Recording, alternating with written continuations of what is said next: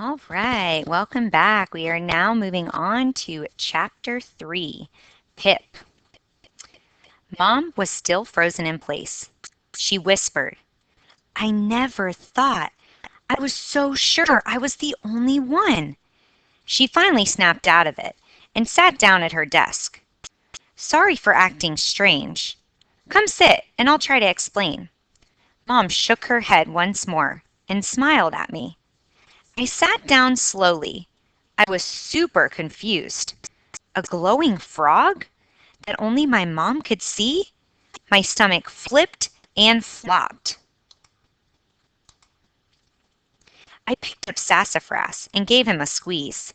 He settled into my lap and purred, which calmed me down a little. I seriously hoped that all of this would start making sense soon. Remember how this used to be Grandma and Grandpa's house? I nodded slowly and kept petting Sassafras as my heart thumped loudly. When I was your age, I also spent hours wandering in the forest. One day, I was tossing rocks into the stream when I saw something shimmer in the sunlight. The purple frog? I guessed. Mom nodded. His bright purple skin was covered head to toe with neon orange spots. I'd never seen anything like it. I was sure I'd discovered a new species. I nodded again. I love frogs, and I'd never seen a frog that looked like that. The poor thing was crumpled on the ground, barely breathing. I knew it must be very sick or hurt. I had to help it. I carefully scooped it up and held it close. I found an old empty fish tank in our barn and got to work figuring out what was wrong. Books helped a little, but I needed to run some simple experiments too. I used what I learned from the experiments to help the frog recover. Once he was better, I knew I had to return him to the forest. I reached into his tank and he hopped right into my hand. As I lifted him out, something incredible happened. It was the craziest thing I'd ever seen. I could tell my mom was about to say something big. My mom is a scientist, so she sees crazy things all the time. If this was the craziest thing she'd ever seen, then it must be incredible. I leaned in, scooting so far forward that Sassafras slid to the ground with a whomp. I quickly scooped him back up. What happened? What did you see? The frog looked me in the eye. He smiled and said, Thank you. I clapped my hand over my mouth. What was going on? Was my mom playing a joke on me? She seemed pretty serious. But a talking frog? Really? It just couldn't be true. I was so shocked. My mom continued. I almost tossed the poor frog into the air. Whoa, he said. Steady there, little girl. Don't be afraid.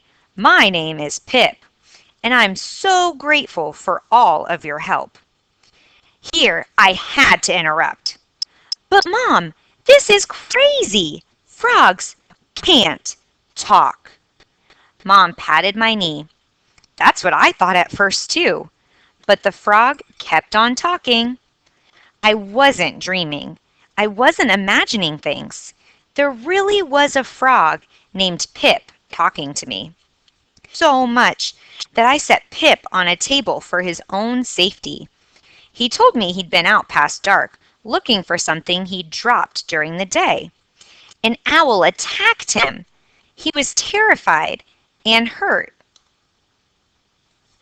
but managed to escape.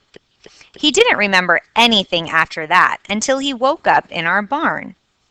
Once I recovered from the shock of it all, Pip told me that there are lots of magical animals in our forests. Humans can't usually see them. He asked if I'd help others like him who were hurt or sick. I agreed, of course.